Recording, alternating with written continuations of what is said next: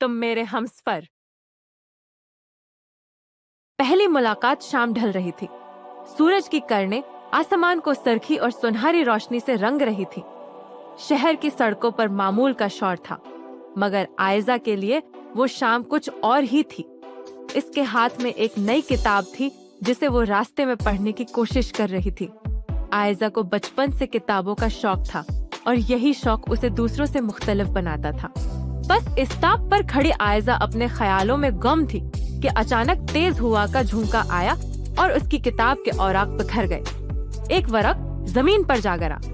आयजा झुकने ही लगी थी कि इतने में एक अजनबी लड़का आगे बढ़ा और वो सफ़ा उठाकर इसके सामने कर दिया। शायद ये आपका है, इसने नरमी से कहा। लबों पर हल्की सी मुस्कुराहट थी। आयजा ने चौंक कर उसकी तरफ देखा। वो दराज कद, संजीदा मगर प्रशिश नुकोश वाला नौजवान था। इसकी आंखों में एक अजीब सी गहराई थी, जैसे कोई छिपी हुई कहानी। आयजा ने शुक्रिया कहकर सफा ले लिया। इसी दौरान बस आ पहुंची। दोनों तकरीबन साथ ही बस में सवार हुए। आयजा खिड़की के पास बैठ गई और वो लड़का करीब ही वाली नशिस्त पर बैठ गया। बस ने झटका खाया तो आयजा की किताब लड़के की तरफ सरक गई। इसने किताब उठाई और मुस्कुराकर कहा, लगता है आपकी किताबें मुझसे मिलने का बहाना ढूंढ रही हैं। आंखों के लिए उनकी नजरें आपस में मिले। लड़के ने हल्की सी मुस्कुराहट के साथ सर हिलाया, जैसे पहचान का इशारा दिया हो। आयजा के कदम रख गए, मगर फिर उसने खुद को संभाला और क्लास की तरफ बढ़ गई। दोपहर के वक्त जब लाइब्रेरी में वो अपनी किताब तलाश कर रही थी, अचानक वही आवाज सुनाई दी।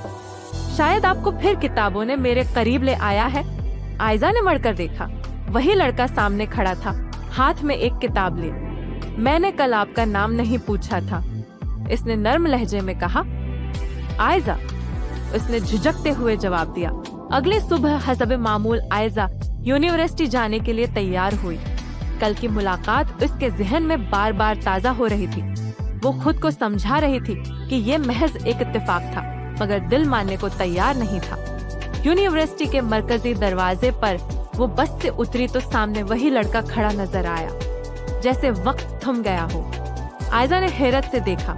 वो पुरस्कून अंदाज में खड़ा अपने चंद दोस्तों के साथ बात कर रहा था। कुछ लम्हों के लिए उनकी नजरें आपस में मिली। खूबसूरत नाम है, मैं हारिस हूँ, इसने मुस्कुराकर कहा और आगे बढ़ा। किताबों की अलमारी के साये में खड़े दोनों ने चंद लम्हे बातें की। गुफ्तगू मुख्तसर मगर दिल को छू लेने वाली थी। जब हारिस जाने लगा तो आयजा के दिल में एक अनजाना सा एहसास सिर उठा रहा था। क्या ये महज इत्तेफाकात की लड़ी थी या किस्मत इन दोनों को आहिस्ता आहिस्ता करीब ला रही थी। इस शाम आयजा जब घर लौटी तो दिल अजीब सी खुशबू से भरा हुआ था। वो नहीं जानती थी कि एक अजनबी के चंद अल्फाज और एक हल्की सी मुस्कुराहट उसकी दुनिया बदलने लगेगी। यूनिवर्सिटी के दिन रफ्ता रफ्ता गुजरने लगे। आयजा और हारिस की मुलाकातें अब महज इत्तेफाक न रही, बल्कि रोजमर्रा का हिस्सा बनने लगे। कभी लाइब्रेरी में, कभी कैफेटेरिया में और कभी कॉरिडोर के किसी कोने में। आयजा एक खामोश तवा लड़की थी। वो ज्यादा बात नहीं करती थी, मगर हारिस के सामने जाने क्यों उसकी जबान खुल जाती। वो बातों को दिलचस्प बनाने का हुनर जानता था। आप इतनी खामोश क्यों रहती हैं? एक दिन कैफे में चाय पीते हुए हारिस ने पूछा। आयजा ने मुस्कुराकर कहा, शायद मैं अपनी किताबों में ज्यादा मगन रहती हूँ। हारिस हंस पड़ा। अच्छा, तो मतलब ये हुआ कि मुझे भी किताब पढ़ना पड़ेगा ताकि आप मुझ पर भी थोड़ा वक्त सिर्फ करें।